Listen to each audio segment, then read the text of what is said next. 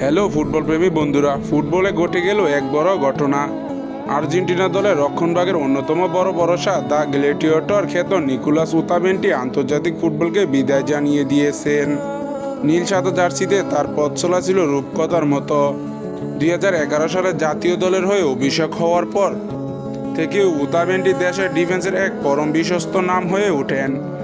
Career শেষের দিকে এসে তিনি অর্জন করেছেন তা প্রতিটি ফুটবলারের স্বপ্ন। 2022 সালে কাতার বিশ্বকাপ জয়, 2021 ও 2024 সালে ব্যাক টু ব্যাক কোপা আমেরিকার জয় এবং 2022 সালে ফিনালিসা ট্রফি, সব জায়গাতেই আর্জেন্টিনা রক্ষণভাগের পার হয়ে গেছিলেন তিনি।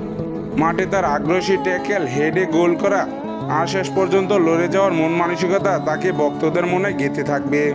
আর্জেন্টিনার ডিফেন্সে ওতামেন্টির শূন্যতা সহজে পূরণ করার নয়। বাই বাই গ্ল্যাডিয়েটর, দেশের জার্সিতে তোমাকে সব কিছুর জন্য ধন্যবাদ। বন্ধুরা, ওতামেন্টির কোন মুহূর্তটি আপনার সবচেয়ে বেশি মনে থাকবে? কমেন্টে আপনার মতামত জানিয়ে দিন।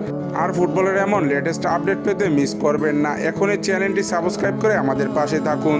দেখা হচ্ছে পরের ভিডিওতে। ধন্যবাদ।